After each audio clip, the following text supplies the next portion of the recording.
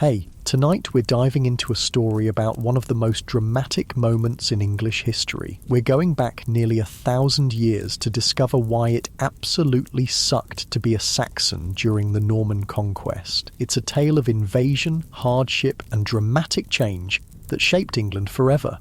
But before you get comfortable, take a moment to like the video and subscribe, but only if you genuinely enjoy what I do here. And let me know in the comments where you're tuning in from and what time it is for you. It's always fascinating to see who's joining us from around the world. Now, dim the lights, maybe turn on a fan for that soft background hum, and let's ease into tonight's journey together. Congratulations, you've just woken up in the year 1066. The morning air is crisp, filled with the scent of wood smoke from the hearth fire that burned low through the night. You're in a small wooden house with a thatched roof in a village just outside of York in northern England. The good news is that you're alive in one of the wealthiest kingdoms in Western Europe. The bad news? Everything is about to change.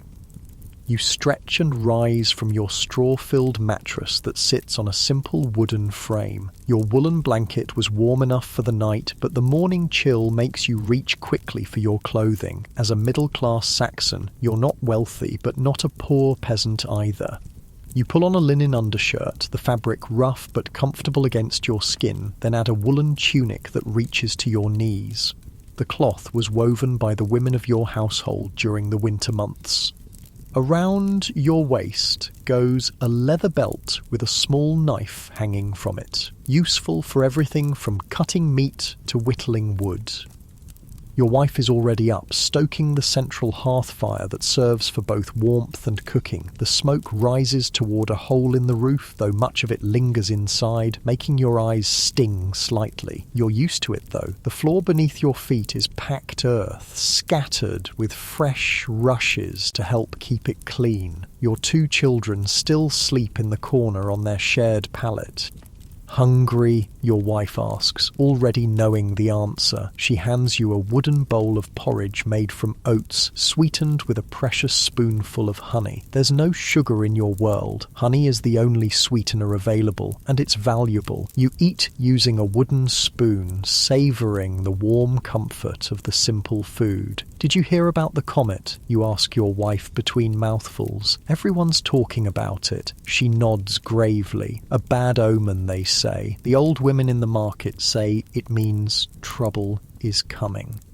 In April of this year, a strange sight appeared in the sky. What we now know was Halley's Comet. To the people of your time, it was a frightening omen, a sign from God that great changes were coming. Little did you know how right they would be. The year has been tumultuous already. Back in January, your king, Edward the Confessor, died after ruling for over 20 years. Edward had no children, so the succession was uncertain. The throne was taken by Harold Godwinson, a powerful earl who claimed Edward had named him heir on his deathbed. But there were other claimants, notably William, Duke of Normandy across the Channel, who insisted that Edward had promised him the throne years earlier.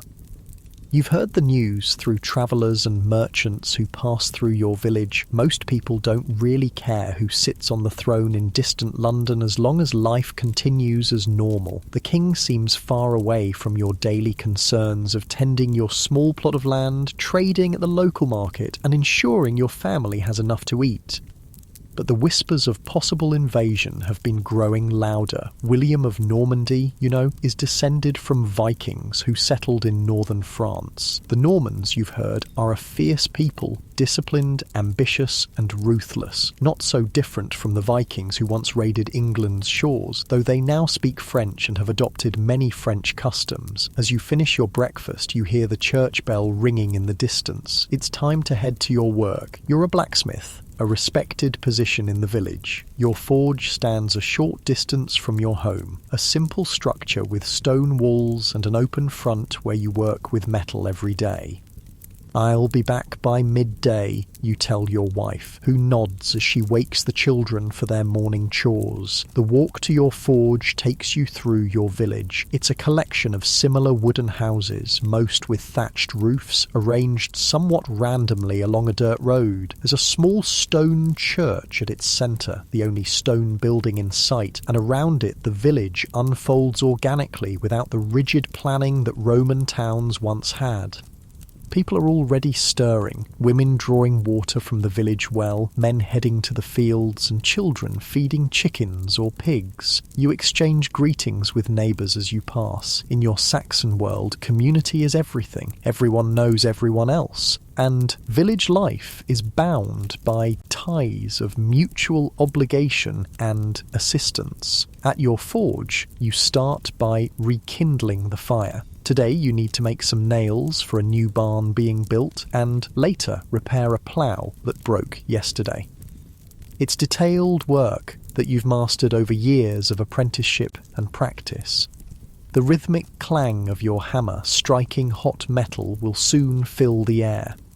As you work, sweating in the heat of the forge, a rider passes through the village. He stops to water his horse at the trough near your workshop. You recognise him as a messenger for the local thane, the Saxon nobleman who holds authority over this area. "Any news?" you ask casually, setting aside your hammer for a moment. The rider looks grim. "King Harold has gathered the Fyrd. The Norwegians have invaded in the north." This is troubling news. The Fyrd is the militia, made up of free men who can be called to fight when needed. If the king is calling them up, the threat must be serious. You know you might be summoned too. All able-bodied men can be required to serve.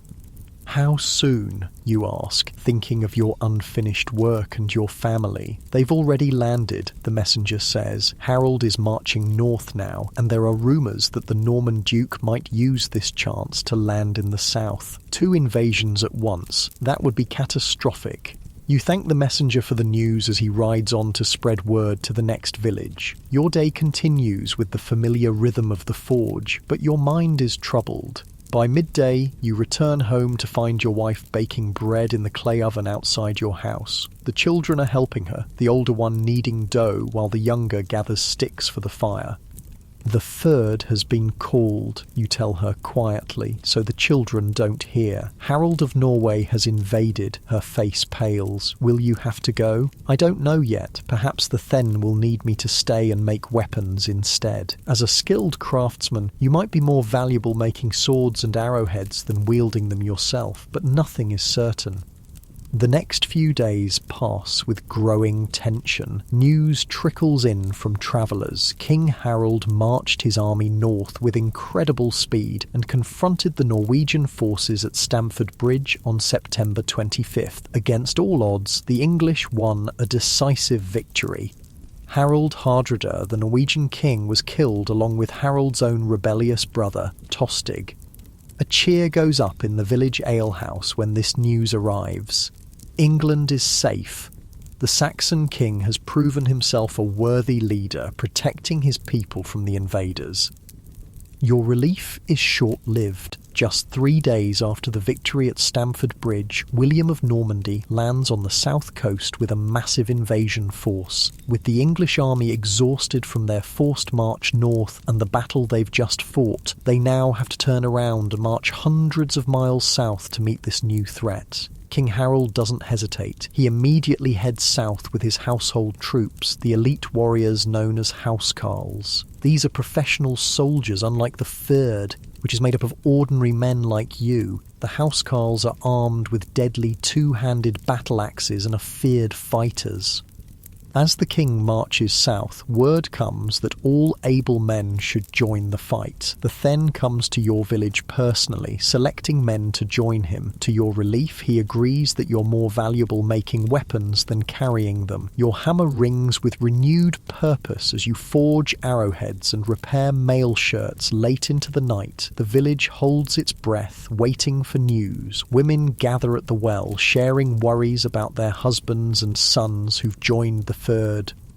Children play at battles with sticks for swords, too young to understand the real danger. Then, on October 14th, the two armies meet near Hastings on the south coast. You'll only learn the details much later, but on that day, everything changes. King Harold takes a defensive position on Senlac Hill. His men form a shield wall, a tightly packed line of warriors with their shields overlapping, presenting a formidable barrier to attackers. The Saxons are fighting on foot, as is their tradition. The Normans, in contrast, are renowned for their cavalry, knights on horseback wearing chainmail and carrying lances. The battle begins with Norman archers firing uphill, but the Saxon shield wall holds firm. When William sends his infantry to attack, they make little progress against the wall of shields and axes. Then he commits his cavalry, but even these mounted knights struggle to break through. At one point, a rumour spreads through the Norman ranks that Duke William has been killed. Seeing some Normans retreating, Saxon fighters break from their position to pursue them. This proves to be a fatal mistake. William, very much alive, raises his helmet to show his face to his men and rallies his forces. The pursuing Saxons, now isolated from the main force, are surrounded and cut down. William changes tactics. He orders his archers to fire high into the air so that arrows rain down on the Saxons from above. As the day wears on, the Saxon line begins to thin. In the late afternoon, King Harold himself is struck down, according to legend, by an arrow through his eye. Though the truth may never be known for certain. With their leader fallen, the Saxon resistance crumbles. Back in your village, the wait for news seems endless. Days pass with only rumours. Then survivors begin to straggle back, bringing the devastating truth. The king is dead, the battle lost. England has fallen to the Norman invaders. At first, life continues much as before. The Norman army hasn't yet reached the north. William is proclaimed King of England and crowned in Westminster Abbey on Christmas Day 1066, but his control extends only to the south and southeast. For the moment, your daily life remains unchanged. But you know this won't last. The Norman conquest has only just begun. Winter settles over the land, the cold seeping through the walls of your home despite the fire that burns day and night. Food is carefully rationed. Winter is always a lean time, with stored grain and salted meat being the main sustenance until spring brings fresh growth. Your children play with simple wooden toys you've carved for them. A horse, a knight, a tiny sword. Your wife spins wool by the fire, the drop spindle twirling hypnotically as she works. Outside, snow dusts the thatched roofs of the village, transforming the muddy road into a pristine white path. In this quiet moment, it's almost possible to forget the upheaval that's begun, but whispers from travellers who brave the winter roads tell of changes in the south. Norman knights are being granted lands that once belonged to Saxon nobles. New laws are being imposed. Those who resist are dealt with harshly. You wonder what this will mean for your village, your family, your way of life. The Saxons have faced conquests before, the Romans, the Vikings, and have endured. But something tells you this time is different. The Normans aren't just raiders looking for plunder. They're here to stay, to rule, to transform England into something new. As you drift off to sleep that night, the fire crackling softly in the hearth, you can't help but feel that the world you've known all your life is slipping away, like shadows retreating before the dawn. The new year, 1067, arrives with little celebration. Usually there would be feasting and merrymaking to mark midwinter, but the mood is sombre this year. Even the 12th night festivities are subdued, with people gathering in smaller groups, speaking in hushed tones about what might come next. You continue your work at the forge, though orders for farm tools have decreased. Instead, more people want weapons, knives, spearheads, anything that might offer protection in uncertain times. You don't ask questions, simply fulfilling the requests as best you can. One crisp morning in early spring, as the first green shoots push through the soil in the village gardens, a rider appears. He's not a local. His clothing is different, more elaborate than what you're used to seeing. He speaks to the village reeve, the man responsible for overseeing the village and collecting taxes, in halting English with a strange accent. Word spreads quickly. He's a Norman, a representative of your new overlords coming to assess the village and its worth. The Conquest is moving north. The Norman rides around, making notes on a piece of parchment. He asks questions about the land, the number of households, what livestock is kept. The villagers answer cautiously, unsure what information might be used against them. Before he leaves, the Norman announces that a new tax will be collected soon. It's higher than what you paid to your Saxon lords. There are mutters of discontent, but no one dares speak out openly. They say the new king is building castles everywhere, your neighbour tells you later, as you share a cup of ale in the alehouse, not like anything we've ever seen before. Great wooden towers on mounds of earth surrounded by walls. They can control the whole countryside from them.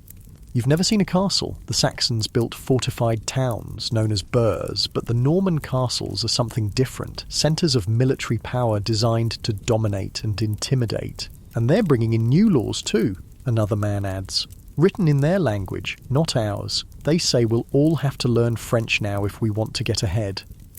The language barrier is already causing problems. The Normans speak French while the common people speak English, though a version that would sound strange to modern ears, filled with words and sounds that have long since evolved or disappeared. As spring turns to summer, tensions grow. News of rebellions in various parts of the country reaches your village. Some Saxon nobles who initially submitted to William have now risen against him. The North, always independent-minded, is particularly resistant to Norman rule. In your village, life continues with cautious normalcy. You work, you eat, you sleep, your children grow. You teach your son the beginnings of your craft, showing him how to maintain the fire, how to judge the colour of heated metal, how to strike true with the hammer. But there's an undercurrent of unease in everything. When strangers appear on the road, people hurry inside. Conversations stop when certain topics arise. Everyone is waiting, wondering what will happen next. The answer comes in the autumn of 1068. William marches north with his army to quell the growing resistance. He builds castles at Warwick, Nottingham, York, Lincoln, Huntingdon and Cambridge, creating a network of Norman power centres. The message is clear. The conquest of England is not negotiable. You hear of these developments from travellers and merchants who pass through. The picture they paint is troubling. Saxon nobles deposed, their lands given to Norman knights, peasants forced to labour on the construction of the castles that will be used to control them. It's only a matter of time before they reach us, your wife says one evening, her voice low so the children won't hear. What will we do? You have no answer for her. What can you do? Flight is possible. Some Saxons have fled to Scotland or even as far as Constantinople, where they've joined the Varangian Guard, the elite Byzantine unit known for recruiting skilled warriors from northern Europe. But such a journey is beyond your means and would mean abandoning everything you've built. We endure, you finally say. We adapt. We survive. She nods, though her eyes remain worried. She knows, as you do, that survival may come at a great cost.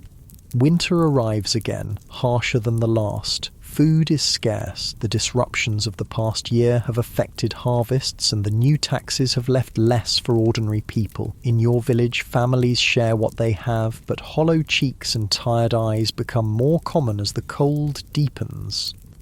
Your forge remains busy, but increasingly it's weapons rather than tools that fill your days. The people are preparing, though for what exactly, no one quite knows. Then, in January 1069, the North erupts in open rebellion. Edgar the Aetheling, the last remaining heir of the old Saxon royal house, returns from exile in Scotland. He joins forces with the northern earls, and the people of York rise up against their Norman overlords. The garrison that William had left in York Castle is massacred, its commander, Robert Fitzrichard, among the dead. Your village is close enough to York to hear rumours of the uprising almost immediately. There's a surge of hope. Perhaps the Norman yoke can be thrown off after all. Some of the younger men talk of joining the rebels, eager to fight for Saxon freedom. You're more cautious. You've heard enough about William to know he won't accept defeat easily. His response to rebellion will be swift and merciless, and you have your family to think of. Your caution proves warranted. William marches north again, rebuilding the destroyed castle at York and punishing those involved in the uprising. But this is just the beginning. In the autumn of 1069, a new threat appears. A Danish fleet arrives, led by King Svein of Denmark. They joined forces with Edgar the Aetheling and the northern rebels, creating a powerful alliance against the Normans. Once again, York falls to the anti-Norman forces. For a brief moment, it seems the tide might be turning. The Danes are formidable warriors with a long history of successful campaigns in England, combined with local knowledge and support. Could they actually drive out the Normans? William's response is decisive. He first pays off the Danes to withdraw, removing a key component of the rebel alliance. Then, rather than simply recapturing York and punishing the ringleaders, he decides on a strategy that will eliminate the possibility of northern resistance once and for all. As December of 1069 approaches, rumours reach your village of Norman forces approaching. But this isn't just an army coming to restore order, it's something much worse. They're destroying everything, a breathless messenger tells the gathered villagers. Burning houses, killing livestock, salting fields so nothing will grow. They want to make sure no army can be supported here, no rebellion can take root. This is the beginning of what will become known as the Harrying of the North, William's scorched earth campaign to break the spirit of northern England forever. You look at your family, at your home, at the forge where you've worked all your life, and you know that everything is about to change. The Norman Conquest, which had seemed like a distant political change, has finally reached your doorstep in the most devastating way possible. The night is cold, the stars hard and bright in the winter sky. You sit with your family around the hearth fire, all your most valuable possessions packed and ready to move at a moment's notice. Outside, the village is quiet, but it's the quiet of fear, not peace. "What will happen to us?" your daughter asks, her small face solemn in the firelight. You wish you had an answer that could comfort her. Instead, you simply draw her close. "We'll stay together," you say. That's what matters most. But as the flames cast dancing shadows on the walls of your home, you can't help but wonder if even that modest promise will be possible to keep in the days to come. The warning comes at dawn. A boy from a neighbouring village arrives breathless, his face streaked with soot and tears. "They're coming," he gasps. "The Normans, they've burned everything. Towton is gone. They killed everyone who didn't run fast enough. Towton is less than half a day's walk away. The Norman forces are moving methodically, village by village, farm by farm, leaving nothing behind but ash and death. You've prepared as best you can. For weeks you've been hiding some food in the forest, teaching your children where to run if the worst happens. Now, the worst is upon you.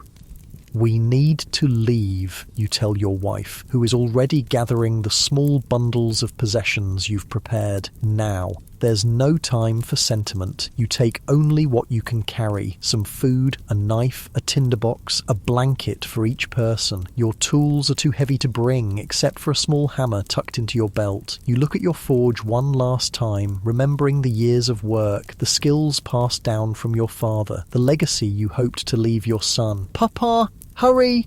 Your daughter's voice pulls you back to the moment. Outside, the village is in chaos. Some families are fleeing immediately, carrying children and dragging elderly relatives. Others are frantically trying to gather more possessions or hitch oxen to carts. A few stand in shock, unable to process what's happening. The village reeve is shouting, trying to organise an orderly evacuation, but fear has taken hold. You gather your family close and begin walking toward the north. The forest there is deep and might offer some shelter, at least temporarily. You're not alone. Streams of people are leaving other nearby villages too, all heading away from the advancing Norman forces. Children cry from hunger and exhaustion. Old people struggle to keep pace. The roads are choked with desperate humanity. By midday, you've walked several miles. Your son carries your youngest child on his back when her legs grow too tired. Your wife's face is set in grim determination. No one speaks much. What is there to say? From a hilltop, you look back. On the horizon, columns of smoke rise into the sky, marking where villages and farms are burning. The Normans are thorough in their destruction. This is William's response to the Northern Rebellion, not just to punish those who fought against him, but to ensure no one in the north will ever have the resources to rise up again. It's a calculated cruelty designed to break not just bodies, but spirits. You press on, joining the growing stream of refugees. Among them, you recognise people from neighbouring villages, some you've traded with or met at markets. Now, you're all equal in your desperation. Nightfall brings new challenges. The temperature drops, and without proper shelter, the cold seeps into your bones. You find a small clearing where other families have stopped. Together you build small fires, sharing what little wood you can gather. The flames offer meagre warmth, but make you visible, a risk you must take to survive the night. Your wife manages to make a thin porridge from the grain you carried. It's barely enough to quiet the children's hunger, but you must ration carefully. Who knows how long you'll need to survive on what you have? Sleep comes fitfully, interrupted by distant screams and the orange glow of fire on the horizon. The Normans continue their work through the night. The next day brings more walking, more refugees joining your desperate caravan. Stories spread tales of unimaginable brutality. The Normans aren't just burning buildings, they're slaughtering livestock, destroying stored food, even salting fields so nothing will grow. This isn't just war, it's the systematic destruction of an entire region's ability to sustain life. Why are they doing this? Your son asks, his young face troubled beyond his years. What can you tell him? That this is how power asserts itself, that the conquered must be broken to ensure they never rise again. These are harsh lessons for a child. They want us to submit, you finally say, to accept their rule without question. Will we? He asks. You have no answer. Days blur together as you continue moving north. Your food supplies dwindle alarmingly. The forests offer some forage, berries, nuts, roots, but it's late autumn and nature's bounty is sparse. You teach your children which plants are safe to eat, knowledge passed down through generations that now becomes crucial for survival. Other refugees aren't so fortunate. You pass bodies by the roadside, the elderly who couldn't keep up, the sick who succumbed to exposure, the weak who simply gave up. Your wife shields the children's eyes from these sights, but there's no protecting them from the reality of your situation. After a week of walking, you reach a makeshift camp where hundreds of displaced Saxons have gathered. It's in a valley protected by steep hills, somewhat hidden from the main roads. Here, people are trying to organise to create some semblance of community amid chaos. A man who introduces himself as Leofric, once a Thane but now a refugee like yourself, has taken charge. He's established a system for sharing what little food is available and organised patrols to warn of approaching soldiers. We can't stay here long, he tells the gathered refugees. The Normans are moving north and they'll find us eventually, but we can rest, gather strength and plan our next move. For a few days, there's a fragile sense of safety. Your children play with others their age, momentarily forgetting the trauma they've experienced. Your wife joins the women who are weaving rough shelters from branches and whatever cloth can be spared. You help hunt for food, though game is scarce. Too many hungry people have already swept through these woods. On the third night in the camp, a patrol returns with grim news. Norman soldiers are approaching, less than half a day's ride away. They're following the refugee trails, the scout reports, hunting down anyone who fled. Panic ripples through the camp. Some want to flee immediately, others argue for sending fighters to ambush the Normans, and some simply weep, too exhausted to face more running. Leofric makes the decision. We split up. Small groups have a better chance of avoiding detection. Head east toward the coast or north towards Scotland. The Normans can't burn the entire country.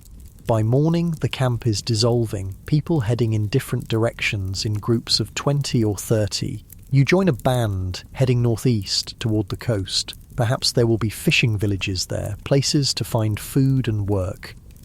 The journey becomes increasingly desperate. Winter is settling in, and snowflakes begin to swirl in the bitter wind. Your family's shoes are falling apart, their feet wrapped in rags. The children's faces grow gaunt, their eyes too large in hollowed faces. Your wife doesn't complain, but you see how she gives portions of her food to the children when she thinks you aren't looking. Disease spreads among the refugees. A cough starts in one person, then spreads through your group. Without proper shelter or nutrition, bodies can't fight off illness. Each morning, there are fewer of you to continue the journey.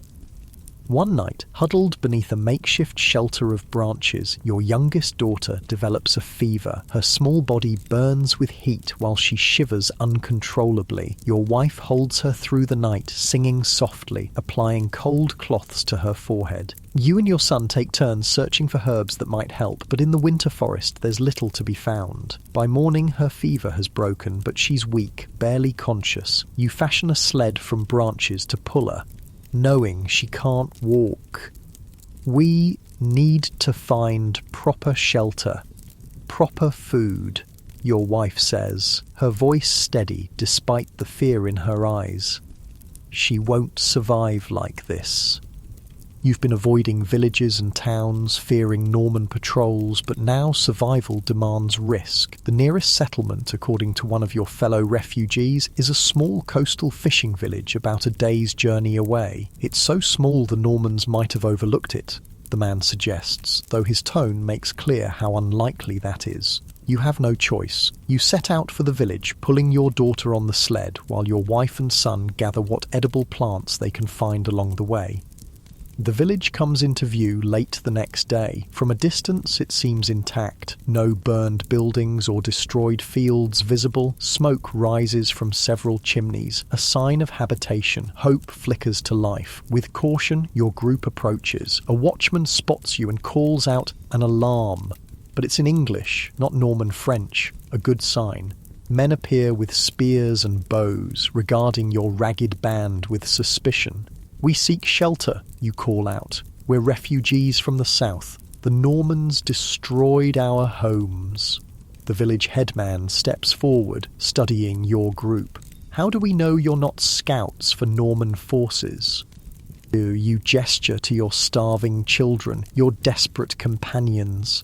Look at us. We've been walking for weeks. My daughter is sick. We need help. After a tense moment, the headman nods. We'll give you shelter for the night, but be warned, we have little to spare. The Normans haven't reached us yet, but we've taken in refugees before. Our stores are strained. The village is indeed small, perhaps 20 households clustered near the sea. They've been fortunate so far, remote enough to escape William's attention. The villagers are cautious but not unkind. They share their limited food and provide a barn where your group can sleep out of the wind.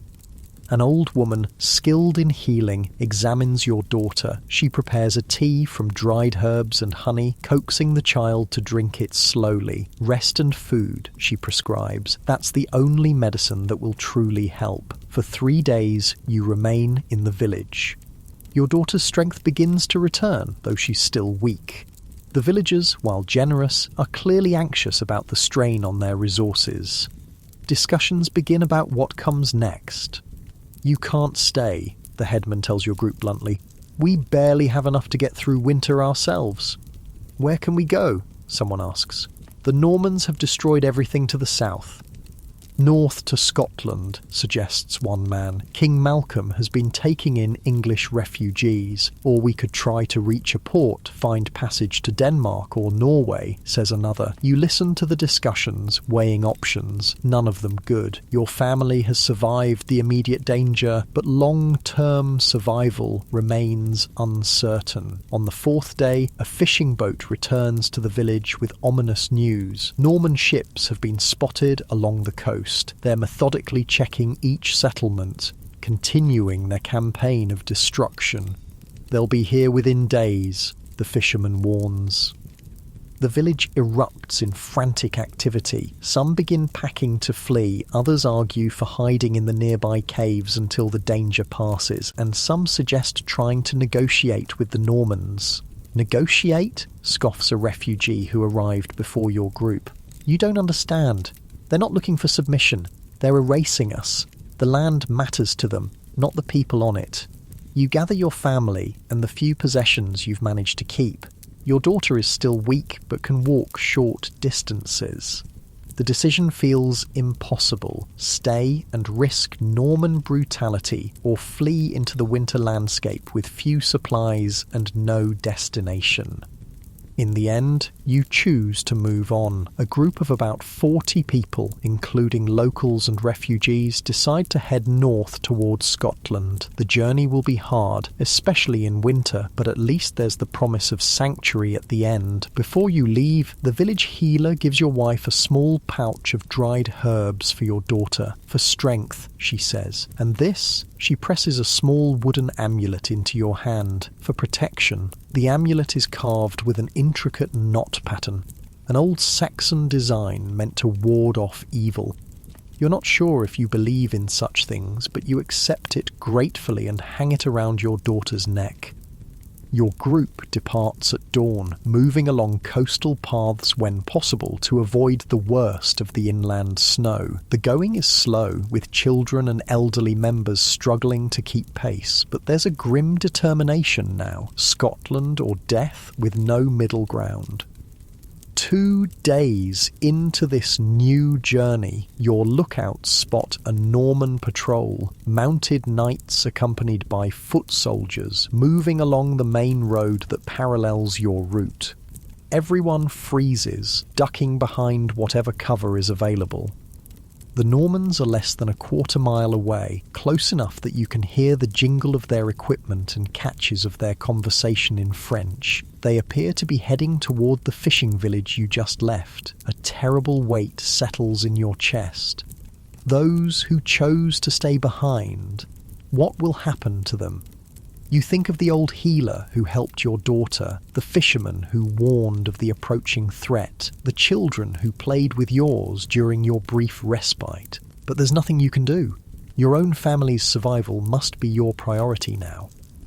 The Norman patrol passes without spotting your group. Once they're well out of sight, you continue north, now moving with even greater caution. That night, from your hilltop campsite, you see the orange glow of distant fires to the south, the fishing village most likely. Another community erased. Weeks pass in this fashion. Your group moves steadily northward, avoiding roads and settlements when possible, always watching for Norman patrols. Sometimes you must risk entering villages to trade what little you have for food. A knife, a piece of jewellery saved from your flight, your labour for a day's work.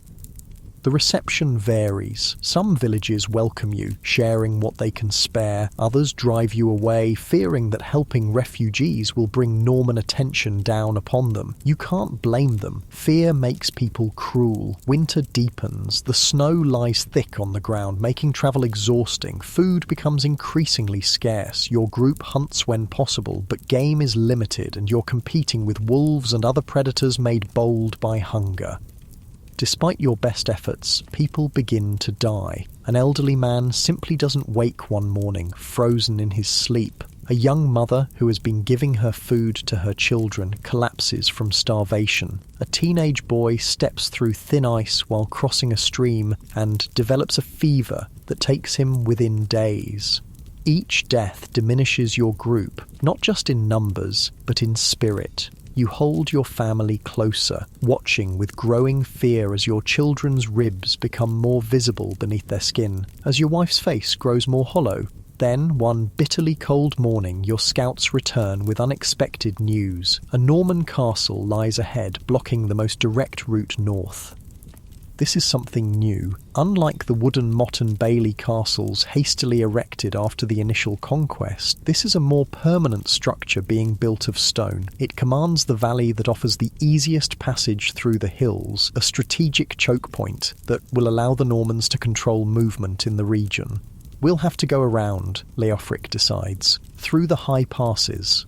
It's a dangerous choice. The mountain paths are treacherous in winter, with the risk of avalanches and exposure to deadly cold. But the alternative, encountering Norman forces, is certain death. The detour adds days to your journey and tests the limits of your endurance. The wind howls through the mountain passes, cutting through your inadequate clothing like knives. At night, you huddle together for warmth, your family a tight knot of shared body heat beneath thin blankets. One morning, as you emerge from your shelter, you see something remarkable, a rider approaching, but not a Norman. He wears the distinctive dress of a Scottish border lord, and behind him ride a dozen men. Leofric moves forward to meet him, hands raised to show he carries no weapons. The conversation is tense at first. Your group could be bandits or Norman spies, but gradually the Scottish lord's posture relaxes as he understands your situation. King Malcolm has offered sanctuary to those fleeing William's butchery, he tells you. We've heard of the horrors in the south. There are already thousands of English refugees in Scotland. For the first time in months, genuine hope flickers to life. The Scottish lord provides your group with food, salted fish, oatcakes, and a skin of strong spirits that burns going down but warms you from the inside. He offers guidance on the safest route to cross the border and warns of areas where Norman influence has already spread. William's reach grows longer by the day, he cautions. Even the Scottish king must be careful not to provoke him too directly. With renewed strength and spirits, your group continues the journey. The Scottish lord's supplies make a critical difference, giving you the energy to navigate the difficult terrain. 3 days later, you cross an invisible line. There's no physical marker, but Leofric, who has travelled these lands before, announces that you've entered Scotland. A ragged cheer goes up from your group, quickly hushed for fear of drawing attention. You're not safe yet. The border regions are contested territory, with both Scottish and Norman patrols. But you're closer to sanctuary than you've been since fleeing your village.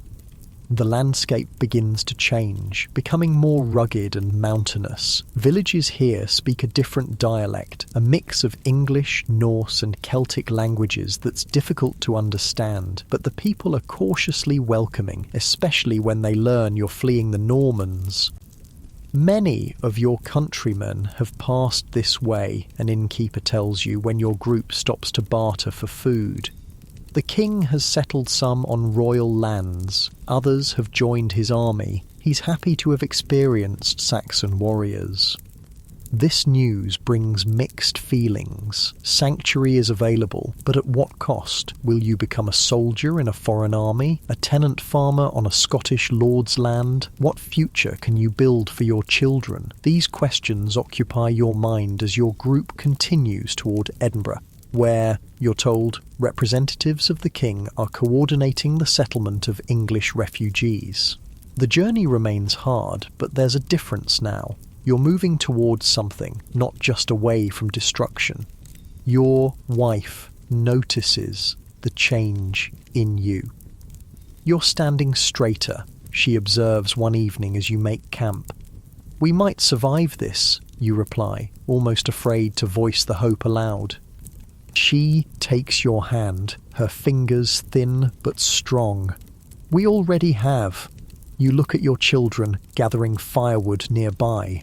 They're gaunt and their clothes are in tatters, but they're alive. Your daughter has regained some strength, though she'll always be marked by this ordeal. Your son has grown up too quickly, taking on responsibilities no child should bear.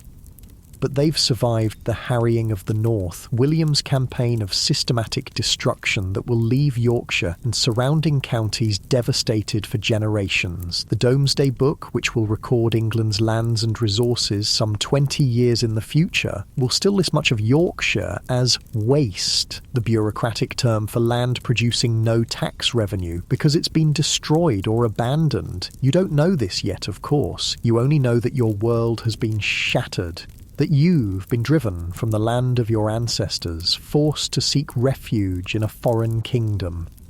As your fire burns low that night, you look up at the stars, the same stars that shine over your abandoned village, over the Norman castles rising across England, over William's Court in London. The world has changed irrevocably, and you with it. "Tell us a story, Papa," your daughter requests, leaning against your side. "About home."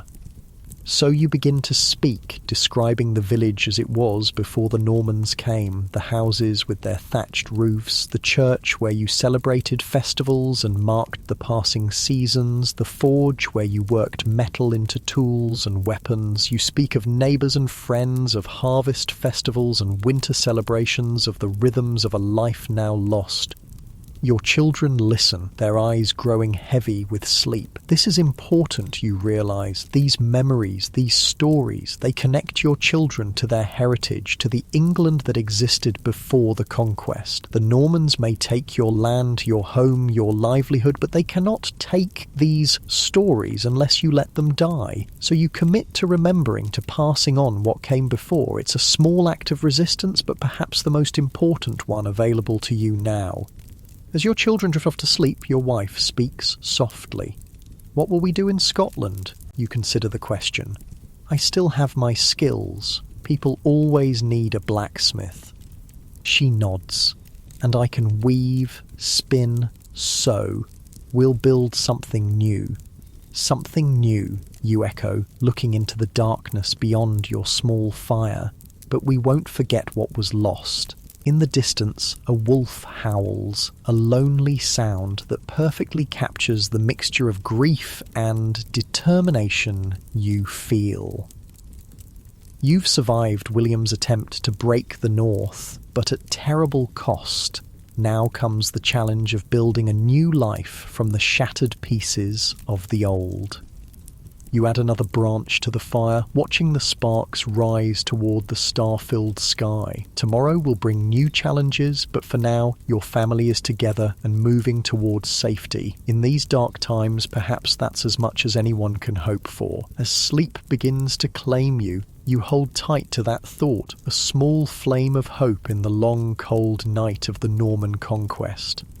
Edinburgh rises before you like something from another world. Having spent your life in a small northern village, you've never seen anything like this hilltop fortress. Stone buildings cluster around a massive castle that dominates the surrounding landscape. Smoke rises from hundreds of chimneys, and the sounds of a bustling city. Traders calling their wares, animals braying, hammers striking metal, reach you even at a distance. "It's so big," your son whispers, awestruck. Your journey has taken nearly 2 months. Winter is giving way to early spring, the first green shoots appearing in the Scottish countryside. Your group has dwindled further. Some chose to settle in smaller towns along the way. Others succumbed to the hardships of travel. Only about 20 of you remain, bound together by shared suffering and the memory of homes destroyed. As you approach the city gates, guards eye your ragged band with suspicion. Leofric steps forward, explaining your situation in careful terms. The guards' expressions soften slightly. "More English refugees," one says to another. "King Malcolm's orders are to direct them to the steward's office." You're allowed to enter, though the guards warn you to cause no trouble. The city streets are crowded, the buildings pressing close on either side. People stare at your group, your torn clothes and gaunt faces marking you clearly as displaced persons. The steward's office is in a stone building near the castle. Here, a harried official listens to Leofric's account of your journey, making occasional notes on a piece of parchment. Yes, another sad tale, he says, not unkindly, but with the weariness of someone who has heard similar stories many times. You're not the first to flee William's cruelty, nor will you be the last, I fear. He examines his records. We have some land available about 20 miles west of here. Good farming soil, though it needs clearing. Several English families have already settled there. Leofric turns to your group. What say you? Shall we take this offer? There's a brief discussion. Some of your companions are disappointed. They'd hoped to stay in the city, where their crafts might find ready markets. Others are pleased at the prospect of land, something many never had in England. I'm a blacksmith, you tell the steward. I need a place to practice my craft. The man considers this. The settlement needs tradesmen. You could set up a forge there. Or, he adds, seeing your hesitation, there's a smithy in Leith down by the harbour, seeking apprentices and assistants. The master there is English himself, fled after Hastings. A choice, then. Join the new Saxon settlement in the countryside, or remain near the city working for another blacksmith. You look at your family, considering what would be best for them. Your wife speaks up. The city is crowded, the air thick with smoke. Our children need space, clean air, and we've always lived in a village. Her words decide you. We'll go to the settlement, you tell the steward. He nods, making a note. You'll leave tomorrow. There's a wayhouse for refugees where you can spend the night. Food is provided. That night, your family sleeps indoors for the first time in months. The wayhouse is simple, a large hall with pallets arranged on the floor. But after so long sleeping rough, it feels luxurious to be sheltered from the wind and cold. Many others share the space with you, mostly English refugees, but also some Welsh and even a few Danes. Stories are exchanged in hushed voices, tales of Norman brutality, of harrowing escapes, of loved ones lost. The details differ, but the essence is the same. William's conquest has scattered English people across Europe, a diaspora born of violence. Morning brings a cart to transport the elderly and children among your group, along with what few possessions you have. The rest of you walk alongside. The steward provides a rough map and basic supplies, enough food for several days, seeds for planting, and a few simple tools. The journey takes 2 days. As promised, the land is fertile but wild, with patches of forest that need clearing before planting can begin. About 30 families have already established themselves, creating the beginnings of a village. Simple wooden houses stand in a rough circle, with fields being cleared beyond. A small wooden church rises at the centre. The Saxon refugees have already begun to rebuild the structures of their former lives. You're greeted with cautious welcome. These people understand exactly what you've endured because they've faced the same trials. An older man named Godric, who seems to have taken on leadership of the settlement, shows you where you can build your house. There's no smith here yet, he tells you, eyes lighting up when he learns your trade. We've been travelling to Leith for metalwork. Having you here will be a blessing. Over the next few weeks, you begin to establish yourselves. The community works together to help new arrivals build shelter. Your house is simple. One room with a hearth at the centre, walls of wattle and daub, a thatched roof. But it's yours. No Norman can take it from you. With help, you construct a forge near the edge of the settlement. It's primitive compared to what you had in England, but you can work with it. Some of your tools were lost in the flight north, but you fashion new ones, adapting to what materials are available. Your wife begins to cultivate a small garden. planting the seeds provided by the steward and others gathered from the surrounding countryside. Your children start to lose the haunted look acquired during your flight, playing with others their age, learning the rhythms of this new place. Life settles into a pattern. It's hard work. The land demands constant attention, and building a community from nothing requires everyone's effort, but there's purpose in it and a growing sense of security. King Malcolm's protection means you no longer fear Norman soldiers appearing on the horizon. As summer approaches, your forge becomes busy. The settlement needs all manner of metal items: hinges for doors, nails for construction, ploughshares for breaking new ground, knives for daily use. Your skills are in high demand, and your status in the community grows accordingly. One evening, as your family sits outside your house enjoying the lingering twilight, a stranger approaches the settlement. He's clearly English, but better dressed than most refugees, with the bearing of someone accustomed to authority. "I seek the blacksmith," he announces to those nearest. You stand.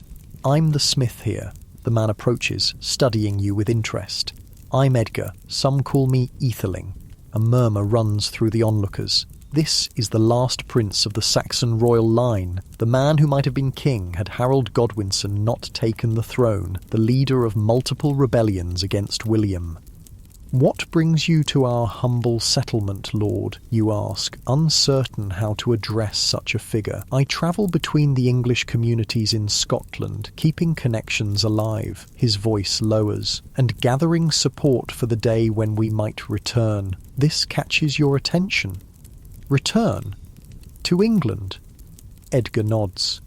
William's hold is not as secure as he believes. There are still those who would rise against him given the chance. The Danes might yet support another invasion.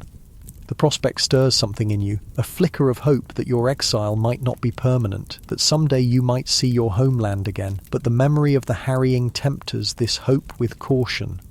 "The price of failure would be high," you observe. "Higher than what our people have already paid," Edgar counters, gesturing to the settlement, this collection of displaced persons building new lives from nothing. You have no answer for that. Edgar stays for several days, speaking with various community members, sharing news from other English settlements and from England itself. His presence brings both hope and unease. Some are inspired by his vision of return and restoration, others fear the prospect of more violence, more displacement.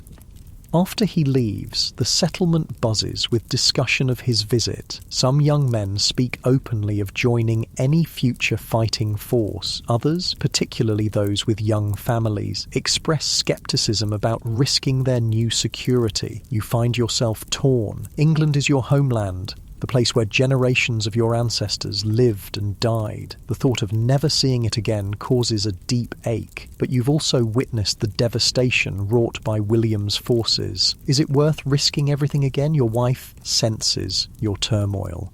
"What troubles you?" she asks one night as you sit by the hearth watching the fires dance. Edgar's talk of return, you admit. "Part of me wants to believe it's possible." She's quiet for a long moment. "I miss home too," she finally says, "but home is also where our family is safe. Right now, that's here." Her wisdom, as always, centers you. For now at least, your priority must be establishing security for your family in this new place. The dream of return can wait. Summer unfolds, the days growing longer and warmer. The settlement expands as more refugees arrive, each with their own tale of escape from Norman control. A watermill is constructed on the nearby stream. Fields of barley and wheat begin to ripen. Livestock, mostly sheep and some cattle, graze on the hillsides. Your forge thrives. You've taken on your son as an apprentice, teaching him the skills passed down to you. He shows natural talent, his hands already developing the strength and precision the work requires. Watching him at the anvil fills you with quiet pride. Your daughter helps your wife with the garden, which now produces vegetables and herbs in abundance. She's also learning to weave from one of the older women in the settlement, a skill that will serve her well. One day, a merchant arrives from Edinburgh, bringing goods to trade trade and news from the wider world. Around your evening fire, he shares what he's heard. William's reach grows longer, he reports. He's extended his control north to the Tees and west into Wales. Castles are rising everywhere, stone sentinels watching over conquered lands. And the people? The English? Someone asks. The merchant's expression darkens. Those who survived the harrying face a hard road. New lords demand higher taxes than the old. English laws are being replaced by Norman ones. Justice comes with a French accent now. He continues with specific accounts. Saxon nobles dispossessed, their lands given to Norman knights, English bishops replaced by Norman clergy, entire villages forced to labour on castle construction, new forests declared royal hunting grounds with harsh penalties for any commoner found hunting there. It's as if they want to erase everything English, the merchant concludes. Language, law, custom, all replaced by Norman ways. The news settles heavily on the community. Many have still harboured hopes of eventual return. Now those hopes seem increasingly distant. Later, unable to sleep, you step outside your house. The night is clear, stars scattered across the sky like silver dust. The settlement is quiet except for the occasional cry of a baby or the bark of a dog. You think about those who remained behind or fled to other places. What has become of them? Are they adapting to Norman rule, learning French, accepting their new reality? Or are they resisting in whatever small ways they can, preserving English identity despite everything? Your mind turns to the forge you left behind, the village now probably burned to ashes. You wonder if anything remains of your former life, or if it's been completely erased as if you never existed there at all. A soft sound interrupts your thoughts. Your wife has followed you outside, a blanket wrapped around her shoulders against the night chill. Remembering, she asks, knowing you too well. You nod, wondering what's left. She slips her hand into yours. We're left. Our children, our knowledge, our stories. William can burn villages, but he can't burn what's in here. She taps her head, then places her hand over her heart. Or here. Her words remind you of something important. The conquest isn't just about land and power. It's also about memory, identity, the continuation of a people and their ways of life. The realization clarifies something for you. Whether or not you ever return to England, your task now is to preserve what you can of Saxon culture, to ensure your children know the stories, the crafting techniques, the seasonal celebrations that define your people.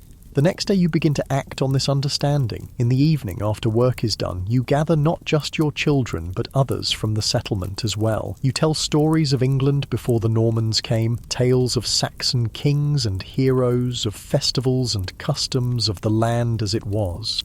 Others join in, adding their own memories. A former monk recites poetry in the Old English style, his voice rising and falling in the distinctive rhythmic pattern. An older woman teaches traditional songs to the children. A carpenter demonstrates techniques passed down through generations of Saxon craftsmen. These gatherings become a regular occurrence, a way of maintaining connection to what's been lost. They also strengthen the community, binding together people from different parts of England through shared cultural memory. Autumn arrives, bringing with it the harvest. The settlement's first crops are gathered, stored carefully for the winter ahead. There's a tentative celebration, not as elaborate as the harvest festivals of pre-conquest England, but a meaningful acknowledgement of this milestone. During the celebration, news arrives from Edinburgh. King Malcolm has married Margaret, sister of Edgar the Aetheling, formally aligning himself with the English royal line. The marriage reinforces Malcolm's support for the English refugees, giving you greater confidence in your settlement's future. Winter follows, harsher than those you knew in England. Snow blankets the settlement for weeks at a time. The houses, hastily built during the spring and summer, prove inadequate against the cold. Drafts whistle through gaps in the walls, and frost forms on the inside of thatched roofs. Your forge becomes a gathering place, the heat of the fire drawing people seeking warmth. You work throughout the winter, creating better tools for spring planting, repairing items damaged by the harsh conditions, fashioning simple iron fittings to help strengthen the houses against future winters. Food becomes scarce as the season progresses. The harvest, while successful, was limited by the late start to planting. Everyone's portions grow smaller. You think often of those still in northern England, where William's destruction has left little to harvest at all. How many are starving this winter? How many children like yours won't see the spring? Your family survives. Though all of you lose weight you can ill afford to lose. Your daughter falls ill with a winter cough that lingers for weeks, reminding you how fragile your new security remains. Spring's arrival brings immense relief. As the snow melts and green returns to the landscape, the settlement bursts into activity. Fields are expanded, new houses built with improvements based on winter's harsh lessons, more livestock acquired through trade with neighbouring Scottish communities. Your forge is busier than ever. You've become essential to the settlement's growth, your skills enabling expansion and improvement. Your status has grown accordingly. People seek your advice on matters beyond metalwork, recognising the wisdom you've gained through your journey. One bright morning, as you work with your son at the anvil, a rider approaches the settlement. He wears the livery of King Malcolm's court and carries a sealed message. The message, read aloud by the settlement's priest, one of the few who can read, contains unexpected news. King Malcolm is establishing a formal coalition of English settlements with representatives to advise him on matters affecting the refugee communities. Your settlement is invited to send one person to participate.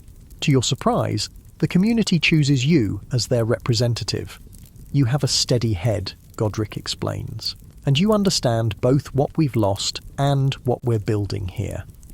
This new responsibility takes you to Edinburgh monthly. There, you meet with representatives from other English communities scattered across Scotland, some settlements like yours, others integrated into existing Scottish towns and villages. In these meetings, you learn more about the situation in England. William's control continues to strengthen. He's ordered a great survey of his kingdom, recording every piece of land, every animal, every resource, to ensure proper taxation. The Norman system of feudalism is being firmly established, with all land belonging ultimately to the king, then parcelled out to lords who swear loyalty to him.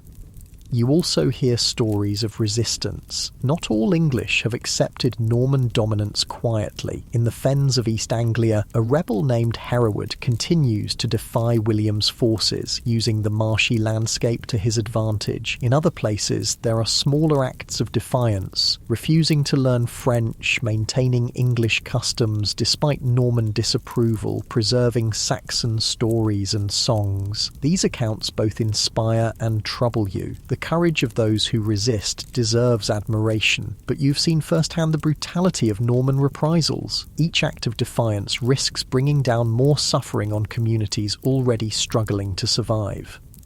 During one such meeting, a representative from a coastal settlement brings dramatic news. William has ordered all English monasteries to hand over their treasures, gold, silver, precious stones, religious artifacts. The wealth of generations dedicated to God is being systematically claimed by the conquering king. He fears rebellion, explains the messenger. He needs gold to pay his soldiers, to build more castles. He takes it wherever he can find it. This seizure of religious treasures shocks even those who have become numb to Norman excesses. It represents not just theft, but sacrilege. A king supposedly blessed by the Pope plundering the church itself.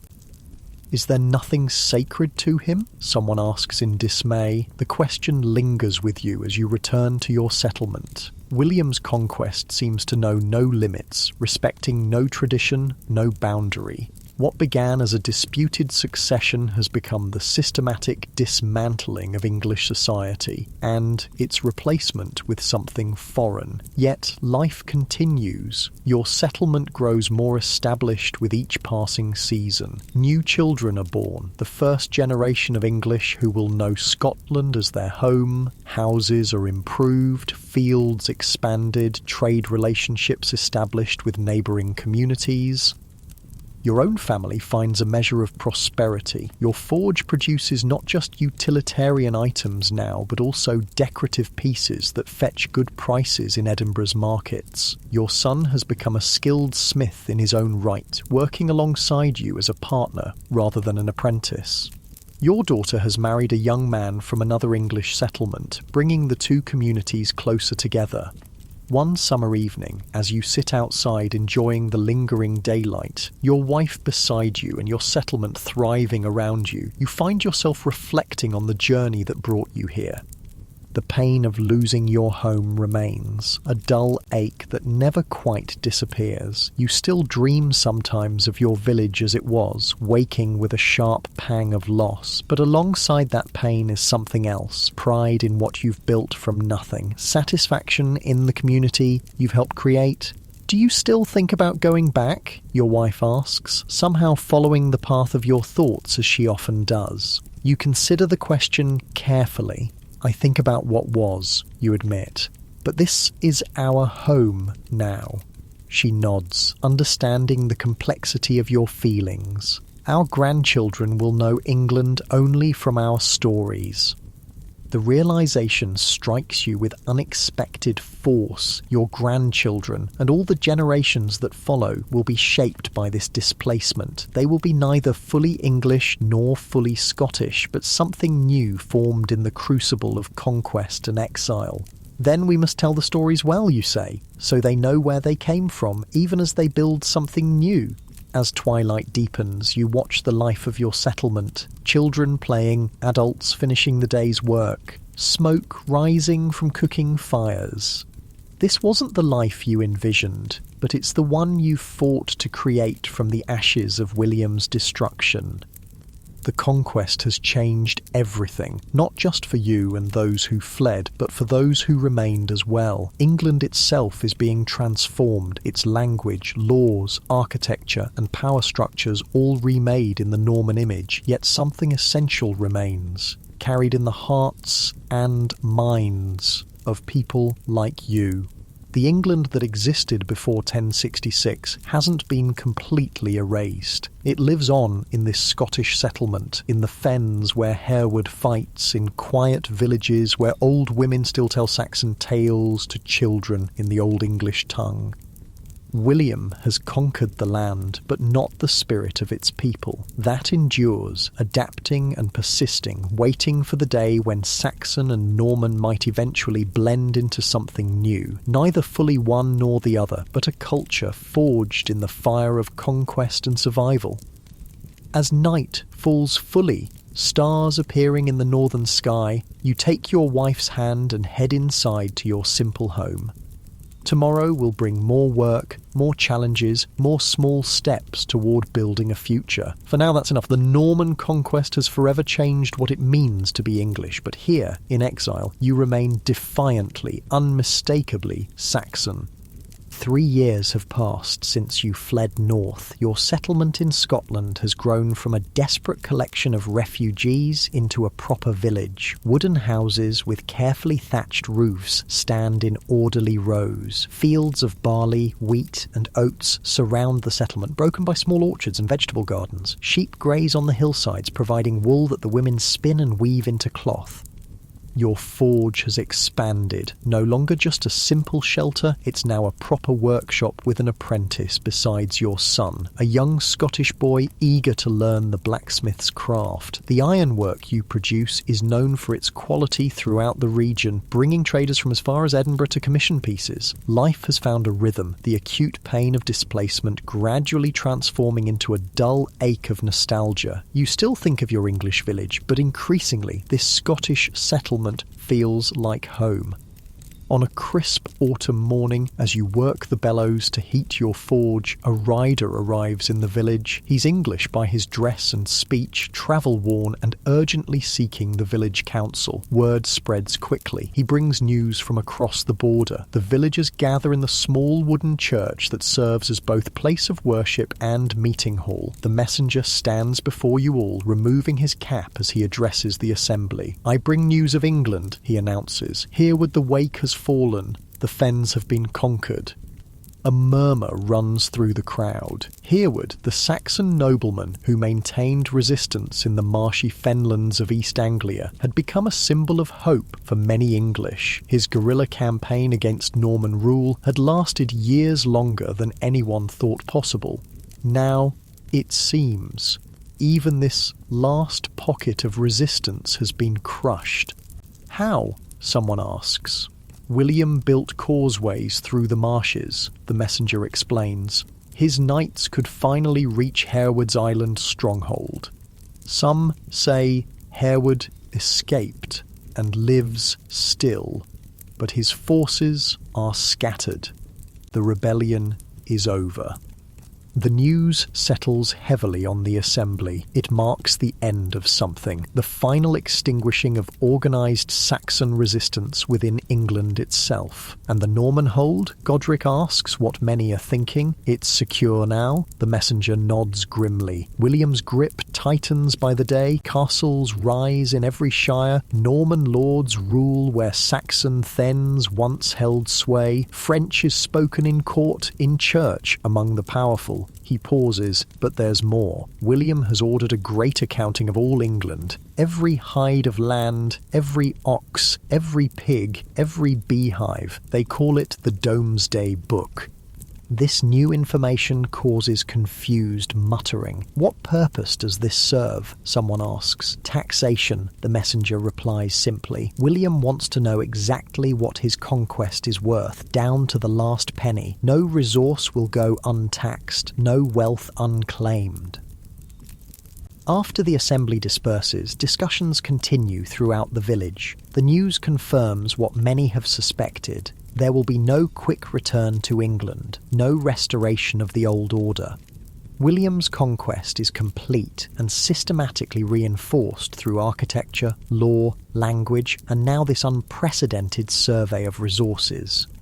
That evening, around your family hearth, your son voices what many younger refugees have begun to feel. Perhaps it's time to accept that this is our home now, he says, gesturing to the walls around you. England belongs to the Normans. Your wife gives him a sharp look. England belongs to its people, whether they live there now or here in exile. But what does that mean for us? Your daughter asks. She's married now to a young man from another English settlement, their first child expected in the spring. Are we to be forever looking backward, longing for what's lost, or do we build our future here? It's a question that divides the exile community. The older generation, who remember pre-conquest England clearly, tend to maintain stronger emotional ties to the homeland. The younger people, especially those who were children when they fled or who have been born in Scotland, are more focused on the present reality. As for you, you find yourself increasingly caught between these perspectives. You cherish your memories of England, but you've also invested years of hard work in creating this new life. Your most productive years now lie behind you. Your hair has greyed, your back aches after a long day at the forge. The thought of starting over yet again, even if return to England became possible, exhausts you. Winter descends, harsh as always in these northern lands. The settlement has learned to prepare well. Food stored, firewood stacked, houses sealed against drafts. You spend more time teaching than working now, passing your knowledge to your son and the Scottish apprentice, guiding their hands as they learn the subtleties of working metal. During the darkest days of winter, when outdoor work is limited by weather, the village maintains its tradition of gathering to share stories. The tales of Saxon England have evolved over the years, taking on mythic qualities. Heroes like Harold Godwinson and Hereward the Wake are described in increasingly grand terms. The England of memory becomes more golden, more perfect with each retelling, a paradise lost to Norman greed. You notice how these stories affect the children of the settlement, those born in Scotland who have never seen England. To them, these tales are like the old stories of saints and heroes, inspiring but remote from daily reality. They listen politely but are equally interested in Scottish legends learned from neighbouring children. When spring finally arrives, bringing the promise of renewal, more news comes from England. William the Conqueror is dead. The king who transformed England forever, who ordered the harrying of the north that drove you from your home, died on September 9th, 1087, from injuries sustained during the siege of Nantes in France. According to reports, his final hours were spent in expressions of remorse for the bloodshed of his conquests, particularly the devastation inflicted on northern England. "Too late for regrets," mutters Godric when the news is shared. The dead remain dead. The burned villages remain ashes. But William's death raises new questions. Will his passing weaken Norman control? Might there be opportunity in the transition of power? The answer comes swiftly. William's second son, William Rufus, takes the English throne, while his eldest Robert inherits Normandy itself. The division creates tension between the brothers, but no immediate opportunity for Saxon restoration. Norman control of England continues uninterrupted. More details filter across the border in the following weeks. William's body, having grown enormously fat in his later years, proved too large for the stone sarcophagus prepared for it. When attendants attempted to force it in, the corpse burst, filling the church with such a terrible stench that the funeral had to be hastily concluded. This undignified end brings grim satisfaction to the exiles. Even in death, he brought suffering to those around him, someone jokes darkly, earning nervous laughter, but the initial hope that William's death might somehow change the exile's situation fades. His son appears to be consolidating power effectively. The Norman occupation of England continues as before. As summer unfolds, your family experiences both joy and sorrow. Your daughter gives birth to a healthy son, your first grandchild. The baby is given a traditional Saxon name, a small act of cultural preservation that has become common in the settlement. But within weeks of this happy event, word comes that your wife's brother, who remained in England after the harrying, has died. He had managed to make peace with the new Norman lord of his region and retained a small portion of his land, but never fully recovered from the hardships of those terrible years. The news reopens old wounds. Your wife grieves not just for her brother, but for the separation that prevented her from seeing him one last time. The Conquest divided families permanently, creating unbridgeable distances between people once close. "I should have been there," she says through tears, "to say goodbye properly." You hold her close, knowing there are no words to ease this particular pain. The Norman conquest continues to exact its price, even all these years later. In the wake of this personal loss, a visitor arrives who brings a different perspective on life under Norman rule. He's a merchant who travels regularly between England and Scotland, trading wool and finished cloth. Having business in your settlement, he accepts your hospitality for the night. Over the evening meal, you ask him about conditions in England now, nearly 20 years after the conquest.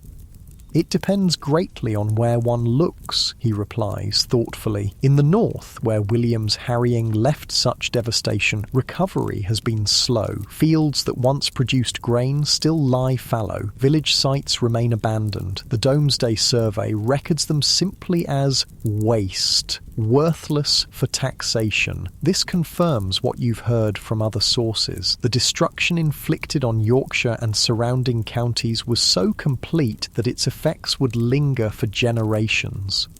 But elsewhere," the merchant continues, "life continues. People adapt. They must to survive." He takes a drink from his cup before continuing. The Norman lords can be harsh masters, demanding higher rents and services than Saxon lords typically required. French is the language of the courts, the nobility, the church hierarchy, but in the fields, in the workshops, in the homes, people still speak English. And they remember what came before, you ask? Or is the old England being forgotten? The merchant considers this. The old remember, they tell stories, as you do here. But for the young, especially those born since the Conquest, the Norman order is simply the way of the world. They have known nothing else. This resonates with what you've observed in your own settlement, the generational divide in how exile is experienced. For those born in Scotland, England exists primarily as stories told by their parents and grandparents. There is one curious development, the merchant adds. In some places, Norman lords have begun to adapt to English ways. They marry English women. Their children grow up hearing English from nurses and servants. Some even prefer English food and drink to what they knew in Normandy. He smiles slightly. The conquerors are, perhaps, being slowly conquered in turn, not by arms, but by the everyday influences of the land they've taken. This idea that English culture might gradually transform the Norman rulers offers a new kind of hope, not the quick restoration once dreamed of, but a slower, subtler reconciliation that might eventually create something neither fully Norman nor fully Saxon. The merchant departs the next morning, but his observations linger in your thoughts. Could the deep divisions created by the Conquest eventually heal through this gradual cultural blending? Might your grandchildren or their children someday return to an England where the sharp distinctions between Norman and Saxon have softened? Summer passes into autumn. The harvest is abundant, a cause for celebration in the settlement. Your grandson grows stronger daily, beginning to crawl and babble. Your son manages the forge increasingly independently, allowing you more time to rest your aging body. Life settles into comfortable patterns. Then, as the leaves turn golden, unexpected visitors arrive. A Norman knight accompanied by 2 mounted soldiers and an English translator. Their appearance causes immediate alarm in the settlement. Has King Malcolm's protection somehow failed? Are the Normans now pursuing the exiles into Scotland? The visitors make their way to the centre of the settlement, where Godric and other community leaders, including yourself, gather to meet them. The translator, a middle-aged Englishman with the refined speech of someone educated in the church, addresses you in the familiar tongue. Sir Robert de Montfort, he indicates the knight, Lord of Alnwick by grant of King William Rufus, comes in peace to deliver a message to the English settlements. Tension remains high as the translator continues. King William Rufus offers terms to English exiles who wish to return to their homeland. Those who swear loyalty to him and accept Norman lordship may reclaim lands, not their ancestral holdings, which have been granted to Norman lords, but new allocations in regions still underpopulated due to the troubles of recent years. This announcement sends murmurs through the gathered crowd. Return to England after all these years. It seems both impossible and deeply tempting. Why this offer now? Godric asks suspiciously. The translator confers briefly with the Norman knight before responding. King William faces challenges from his brother Robert in Normandy. He seeks to secure his northern border against possible Scottish intervention. Having English settlers loyal to him in these regions would strengthen his position. The political calculation becomes clear. William Rufus is not offering reconciliation out of kindness, but from strategic necessity. Still, it represents the first opportunity for legal return since the exile began. Those interested should present themselves at Alnwick Castle before winter, the translator concludes. Terms will be formalised there. I remind you that this is an opportunity, not a demand. Those who prefer to remain in Scotland may do so without penalty. After the Norman party departs, the settlement erupts in debate. Some immediately dismiss the offer as a trap, a way to lure exiles back only to punish them for their flight. Others see it as a genuine opportunity to reclaim English identity, even under restricted conditions. Families are divided on the question. Older exiles, who remember the harrying vividly, tend to distrust any Norman proposal. Younger people, especially those struggling to establish themselves in the settlement, see potential opportunity in starting fresh on English soil. Your own family reflects these divisions. Your son, confident in his skills as a blacksmith, believes he could prosper in England, where the need for craftsmen must be great in underpopulated regions. Your daughter and her husband are more hesitant, concerned about the welfare of their infant son in such a transition. As for you and your wife, you find yourselves weighing a complex mix of factors. The pull of homeland remains strong. The chance to die and be buried in English soil holds deep meaning, but you've built a life here, established a place in the community. At your age, another upheaval would be challenging. The debate continues for days, with families throughout the settlement making individual decisions. Some begin preparations to depart before winter makes travel difficult. Others reaffirm their commitment to the Scottish settlement, viewing it now truly as home rather than temporary refuge. In the end, about a third of the community decides to accept the Norman offer. The parting is emotional. These people have shared profound experiences of loss, flight, and rebuilding. Bonds formed in such circumstances run deep. Your family's decision doesn't come easily. After long discussions that sometimes flare into arguments, you reach a compromise. Your son will return to England to establish himself in the new territory. If conditions prove genuinely favourable, your daughter and her family may join him later. You and your wife will remain in Scotland, at least for now. I've moved enough for one lifetime, you tell your son as he prepares for departure, but perhaps I'll visit if these old bones allow it. The day of departure arrives, crisp and clear. Those leaving have packed wagons with essential supplies for the journey and the new beginning. Children run excited circles around the preparations, while adults exchange embraces and promises to send word when possible. As you embrace your son, you press something into his hand. A small iron amulet you forged yourself, incorporating Saxon designs. So you remember who you are, you tell him, even in a Norman England.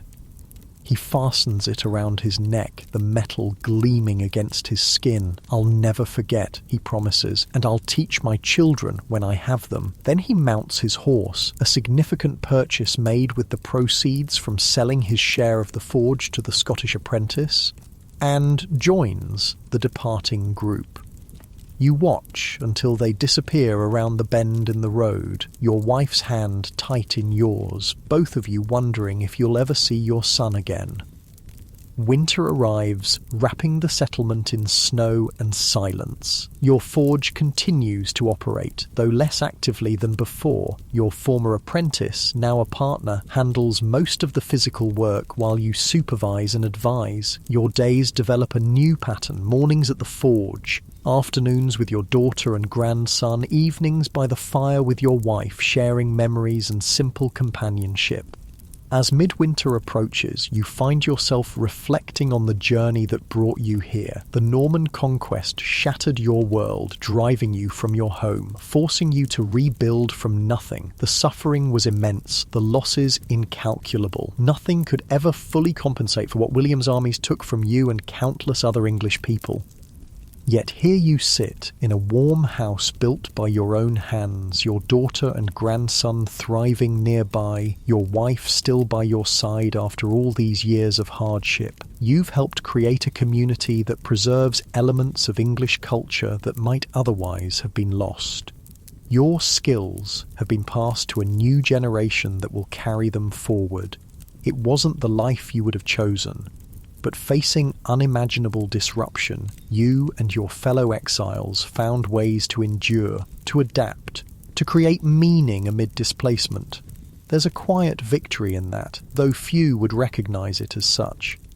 The first letter from your son arrives with the spring thaw carried by a trader making the journey north. His handwriting is uncertain, literacy was not part of a blacksmith's training, but the message is clear. He has established himself in a small village south of the River Tees, where the Norman lord seems fair-minded for his kind.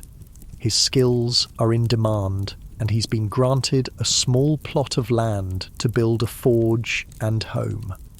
There are many English here, he writes, though the lord and his men are Norman. We speak our own tongue among ourselves. The village was abandoned after the harrying and is being resettled now. The Norman lord seems eager for skilled craftsmen, especially those who can repair agricultural tools and weapons. The letter continues, describing the challenges of rebuilding in an area that still bears the scars of William's destruction. But there's optimism too, a sense that something new is emerging from the ashes of the old order.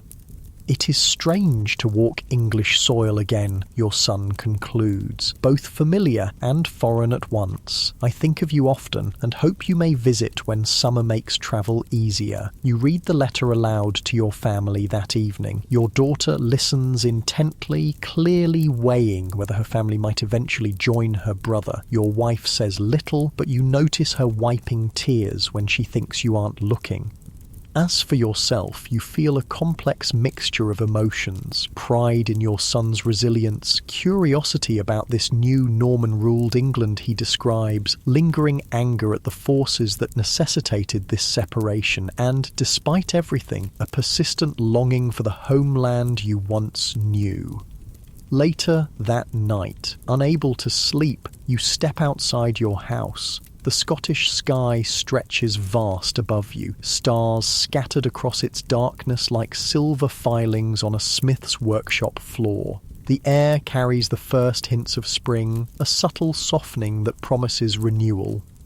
You think about your own journey, from Saxon blacksmith to refugee to elder of an exile community in a foreign land. None of it was what you expected or wanted. All of it was shaped by the massive historical forces unleashed when William of Normandy decided to press his claim to the English throne.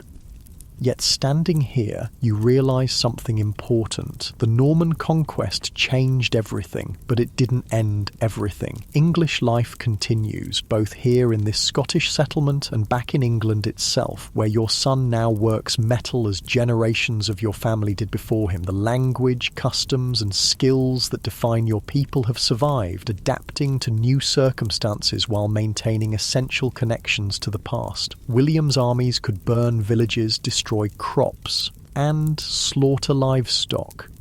They could replace English nobles with Norman ones, English bishops with Norman clergy.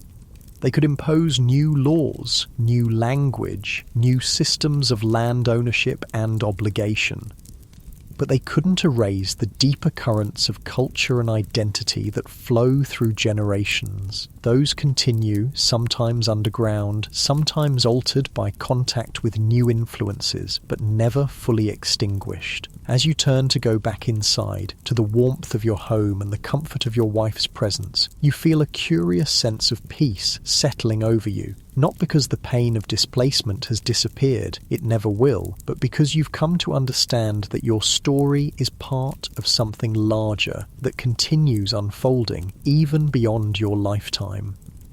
Your grandson will grow up in this Scottish settlement, or perhaps eventually in England, carrying forward elements of Saxon heritage blended with new influences. His children and grandchildren will do the same, each generation making its own adaptations while maintaining connections to what came before. This, you realise, is also a form of resistance, not the dramatic resistance of battlefield confrontation, but the quieter, more enduring resistance of cultural persistence across generations, despite attempts to suppress or replace it. Inside, your wife has woken and sits by the rekindled fire. Couldn't sleep, she asks.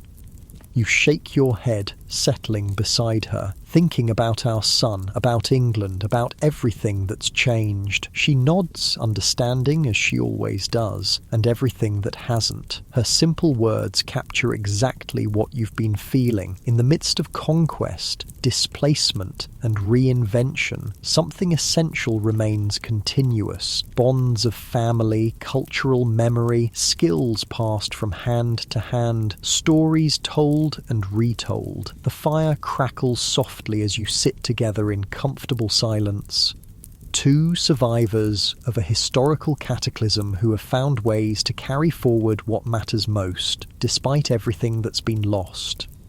Outside, the Scottish night continues its slow progression toward dawn. Inside, warmed by fire and companionship, you find yourself looking toward the future with cautious hope, not for restoration of what was, but for the continued evolution of what your people might become in this new world, shaped by conquest and resistance, loss and adaptation, ending and beginning. 2 years have passed since your son returned to England. His letters arrive sporadically, carried by merchants and travellers making the journey between the countries. Each one provides a window into the evolving reality of Norman-ruled England, now over 20 years since the conquest began. The changes are everywhere, he writes in his most recent letter. Stone churches rise where wooden ones once stood. The Norman lord has begun construction of a great hall unlike anything we knew in Saxon times. Even the fields are worked differently, with new methods brought from across the sea. But his letters also describe continuities, English still spoken in homes and fields, old festivals celebrated alongside new Norman observances, traditional crafting techniques maintained alongside innovations. The picture that emerges is of two cultures existing in uneasy parallel, sometimes clashing, sometimes blending. You should see it for yourself, your son concludes. The road is safe enough now for those who cause no trouble. Come when summer makes travel easier. I have room in my house, and there are matters we should discuss face to face. This invitation stirs something long dormant within you. Despite creating a life in Scotland, England has never stopped being home in your heart. The thought of seeing it again, even an England transformed by Norman influence, pulls at you powerfully. "We should go," your wife says when you share the letter. Her decisiveness surprises you. "I'm not getting any younger. If I'm to see English soil again before I die, it should be soon."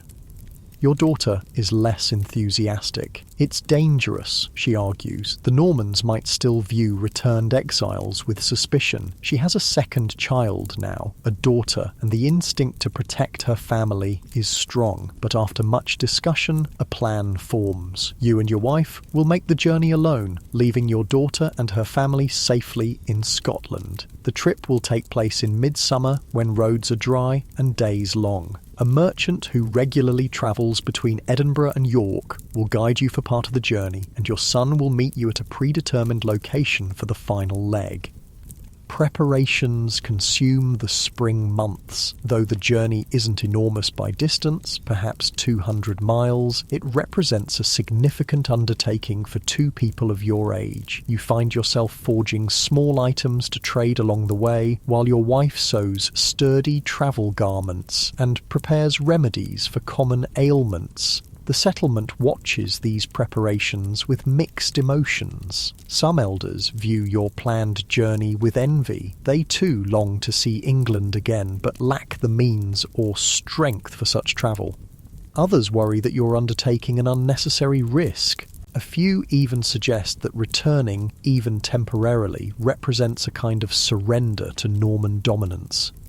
"You've become important to us here," Godric tells you privately. "Your knowledge, your counsel, the community will feel your absence." His words touch you. From desperate refugees, you've become valued members of a thriving settlement. There's pride in that transformation, a sense of having created something meaningful from the ashes of displacement. "We'll return," you assure him. "This is our home now, but I need to see my son and England one more time." The day of departure arrives with fair weather and favourable omens. Your daughter's family accompanies you to the edge of the settlement, the goodbye both emotional and restrained. Your people have learned that partings need not be permanent, that connections can be maintained across distance. "Bring me a stone from English soil," your grandson requests, his young face solemn, "so I can know my other home." "I promise," you tell him, ruffling his hair affectionately. The journey south begins easily enough. Your merchant guide keeps a steady but manageable pace, and the summer roads are relatively good. You and your wife ride sturdy ponies purchased for the journey, a significant expense but necessary given the distance. As you travel, the landscape gradually changes. The rugged Scottish terrain gives way to gentler hills and broader valleys. Villages appear more frequently, fields stretching between them in patchwork patterns. You note differences in building styles, in the cut of people's clothing, in the rhythm of speech.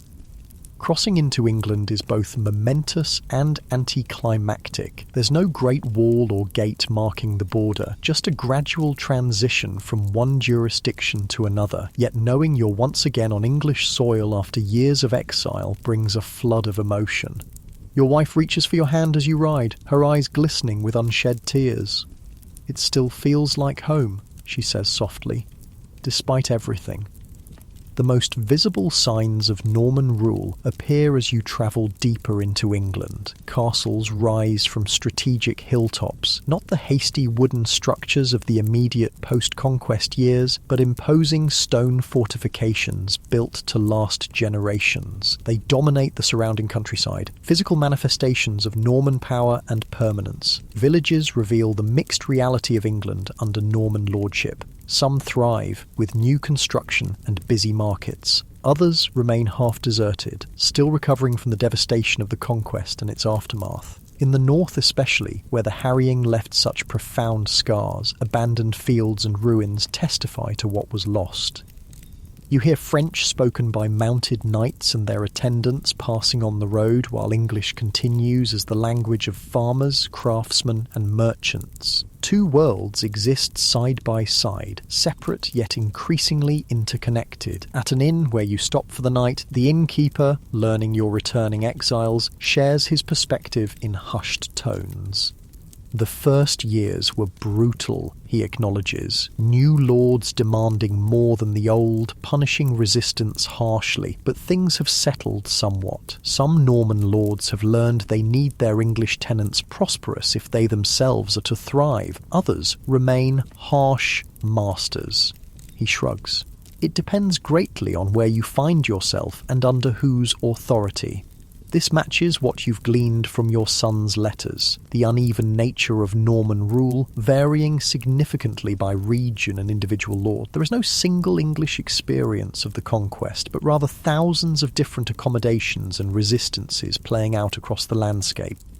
After parting from your merchant guide, you continue south toward the meeting place arranged with your son. The countryside here bears subtle evidence of the harrying. Fewer villages than you remember, more unworked fields returning to wilderness, occasional ruins visible in the distance. But there are signs of recovery too. New construction, fields being reclaimed, life continuing despite the rupture of 20 years past. You reach the arranged meeting point, a crossroads marked by an ancient stone, by midday. Your son isn't yet there, so you and your wife rest in the shade of a great oak, sharing bread and cheese purchased at the last village. "Strange to think this is the same earth we walked before everything changed," your wife muses, running her fingers through the soil. "It feels the same, smells the same." You understand what she means. The land itself remains constant beneath the shifting human arrangements imposed upon it. Saxon, Norman, these are temporary distinctions against the deeper continuity of the land itself.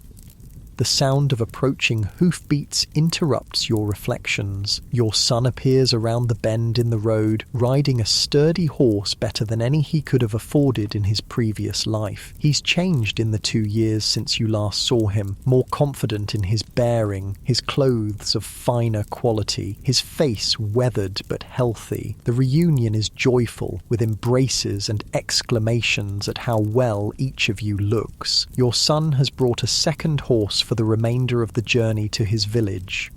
"You'll stay through harvest," he insists. "I've prepared everything. The local lord has been informed of your visit and raises no objection. You're welcome in England, at least in my corner of it." The final leg of the journey takes you through countryside that grows increasingly familiar. Though you never lived precisely in this region, the patterns of settlement, the style of fieldstone walls, the particular species of trees all resonate with memory. This is not just England, but northern England, the distinctive landscapes of your ancestral home. Your son's village appears as you crest a low hill, a collection of perhaps 30 households clustered around a stone church, with fields radiating outward. A small stream winds nearby, its banks dotted with willows. Beyond the village stands a manor house of Norman design, and further still, visible on the horizon, the outline of a castle. "The lord lives primarily at the castle," your son explains, following your gaze. "The manor house is occupied by his steward, who oversees the estate. We see little of the lord himself, which most consider a blessing." Your son's home sits near the edge of the village, a substantial timber-framed house with a good thatched roof. Nearby stands his forge, larger and better equipped than the one he left behind in Scotland. Smoke rises from its chimney, tended in his absence by an apprentice, a gangly English youth who emerges to greet your arrival with nervous deference. "This is my father," your son announces with evident pride, "the smith who taught me everything I know." The interior of your son's home reveals prosperity beyond what he could have achieved in the Scottish settlement. Good wooden furniture, woven hangings on the walls, adequate provisions stored in ceramic vessels. The Norman peace, for all its costs, has allowed commerce to flourish, creating opportunities for skilled craftsmen. More surprising is the woman who emerges from the back room to greet you, a young Englishwoman with a toddler on her hip. Your son's expression turns sheepish. "I meant to tell you in my letters," he says. "This is Edith, my wife, and our son, Alfred." This unexpected development, a daughter-in-law and grandson you knew nothing about, momentarily leaves you speechless. Your wife recovers first, stepping forward to embrace the young woman and exclaim over the child. Later, as evening falls and the household settles around the hearth fire, you learn the full story. Edith is the daughter of a local farmer, one of the few who managed to retain his lands after the Conquest through timely submission to Norman authority. The marriage has connected your son to the established community, helping secure his position. "Her father has been invaluable in teaching me the local ways," your son explains, "which Norman officials can be trusted, which are corrupt, how to navigate the new systems of law and taxation." It becomes clear that your son has fashioned a good life here, not by rejecting his Saxon heritage, but by adapting it to new realities. He speaks a few words of French now, enough to communicate with Norman authorities. He has learned the new measurements and money systems imposed by the conquerors. Yet in his home, English is spoken, Saxon traditions maintained. "The boy will know both worlds," he tells you, watching his young son play on the floor. "The England that was, the England that is becoming, he'll need that to thrive." In the days that follow, you immerse yourself in the life of the village. Much is familiar. The rhythms of agricultural work, the social gatherings at day's end, the weekly observance of church rituals. But Norman influence is evident everywhere, in the stone church architecture, in the regular visits of the Lord's representatives collecting taxes and rents, in the occasional passage of mounted knights speaking rapid French among themselves. You spend time at your son's forge, working metal alongside him as in earlier years. His skill has continued to develop. He's mastered techniques you never had the opportunity to learn, adapting to the demands of Norman patrons who want decorative metalwork in styles unfamiliar to Saxon tradition. Yet he also maintains the old ways, teaching his apprentice the techniques passed down through generations of Saxon smiths. Some methods can't be improved upon, he tells the boy. These were perfected long before the Normans came. The villagers, learning of your history, treat you with respectful curiosity. Many have relatives who fled north during the harrying. They ask about life in Scotland, about the English settlements there, about whether King Malcolm truly welcomes Saxon refugees. Some even ask if there are opportunities for them should Norman rule become unbearable. Is it better there? One farmer asks privately. You consider the question carefully. Different, you finally answer. We've built something good from nothing, but it was hard won, and much was lost along the way. The man nods, understanding the complexity behind your words. Sometimes I think of leaving, he admits. When the Norman collectors take so much, we barely survive winter. But this land has been my family's for generations. Leaving feels like final defeat. You recognise the dilemma, the same one you faced years ago, though under more immediate threat. Stay and adapt to conquest, or leave to preserve independence. There's no perfect answer, only different compromises.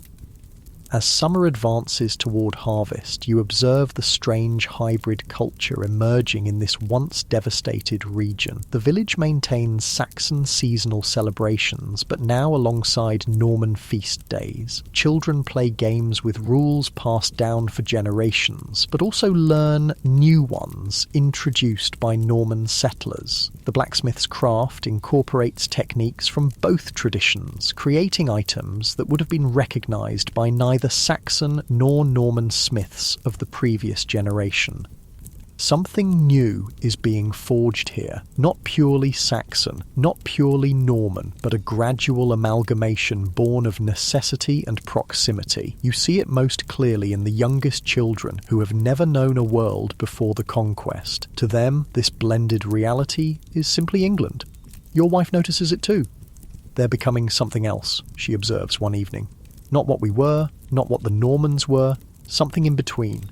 Is that surrender, you wonder aloud, or survival? She considers this. Both, perhaps? The Normans conquered the land, but the land is conquering them in turn. Their children grow up hearing English from their nurses, eating English food, absorbing English ways. In 3 generations, will anyone remember the difference? Oh, there's wisdom in her observation. Already some Norman lords born in England identify more with their birthplace than with Normandy across the sea. They speak English alongside French, marry into English families, adapt to English customs. The sharp distinctions of the immediate post-conquest years are beginning to blur. This doesn't erase the injustice of the conquest or the suffering it caused. Nothing can compensate for the thousands who died during the harrying, the families displaced, the communities destroyed. That remains a wound in the body of the nation, a trauma that will echo through generations. But life continues, adapting to new realities, finding ways forward even through devastation. The resilience you've witnessed, both in exile and here in conquered England, testifies to something enduring in the human spirit. As harvest approaches, bringing with it the time for your return journey to Scotland before winter makes travel dangerous, you find yourself increasingly reflective. Walking alone one evening to a hilltop overlooking the village, you contemplate the arc of your life. From Saxon blacksmith to refugee, to elder of an exile community, to visitor in a transformed England. None of it followed the path you would have chosen. All of it was shaped by forces beyond your control, the ambitions of kings, the movements of armies, the calculations of power. Yet within those constraints, you found spaces for agency, for maintaining what mattered most while adapting to what couldn't be changed. From this hilltop you can see the Norman castle in the distance, its stone walls catching the last light of sunset. Closer, the village prepares for evening, smoke rising from cooking fires, people returning from fields, children being called home. Despite everything, life continues. Your son joins you on the hilltop, standing silently beside you for a time before speaking. "Will you stay?" he finally asks. "There's room. Edith would welcome the help with the child. The village needs skilled hands." The question doesn't surprise you, though you've known your answer for some time. "Or Scotland is home now," you tell him gently. "We've built a life there, as you have here. Your sister's family needs us. The settlement has become our place." He nods, having expected this response. "But you'll visit again? If these old bones allow it, you promise. And you must bring your family north someday so your sister can meet her nephew." As the sun disappears below the horizon, you both turn back toward the village where lamps now glow in windows against the gathering dusk. Your wife waits at your son's door, holding your grandson, the two of them framed in lamplight. This moment, you realize, captures the strange dual reality created by the Norman Conquest: division and continuity, rupture and resilience. Your family now spans the border, with roots in both conquered England and Scottish exile. The violence of history has scattered you, yet connections remain, adapting to new circumstances. In the weeks that follow, as you prepare for the journey north, you gather small tokens to bring back to Scotland: a stone from English soil for your grandson as promised, seeds from local plants for your daughter's garden, a small pouch of earth from the village where your son now lives. These tangible connections between your two worlds feel important, a way of maintaining continuity despite physical separation. The day of departure arrives with autumn's first chill. Your son accompanies you for the first leg of the journey, the three of you riding in companionable silence through countryside, now showing hints of gold and amber as leaves begin their seasonal change. At the predetermined parting place, the same crossroads where he met you months earlier, the goodbye is emotional but not despairing. You've all survived enough separations to know that connections can be maintained across distance, that absence need not mean ending. "Tell my sister that her nephew grows stronger every day," your son says as he embraces you. "Tell her that England remembers its true self despite everything, and that she and her family will always have a place here if they choose to return." You promise to convey his message, then turn your horses northward. The journey home to Scotland will be more challenging than the journey south. Days growing shorter, weather less reliable, your bodies tired from months of travel, but the knowledge of what awaits provides motivation to continue each day. Your daughter and her family, the community you've helped build, the life you've created from displacement. As you ride, your wife often falls into reflective silence. Eventually, she shares her thoughts. "I've been thinking about what we'll tell them when we return," she says. "About England now, about what we've seen." "And what will we say?" you ask. She considers this carefully. That England endures, though changed, that something new is emerging from conquest, not what was, but not entirely foreign either, that life continues, even after devastation. Her summary captures what you've observed, the complex reality of England 20 years after Hastings. Not the simple restoration some exiles still dream of, but not the complete erasure of Saxon culture that once seemed possible either. Instead, a gradual blending, an evolution towards something that incorporates elements of both conquered and conquerors. "And that's enough, you wonder?" "It has to be," she replies simply. "It's what is." This pragmatic wisdom has guided her throughout your shared journey, the ability to accept what cannot be changed while working within those constraints to preserve what matters most. It's an approach that has served your people well, both those who fled and those who remained.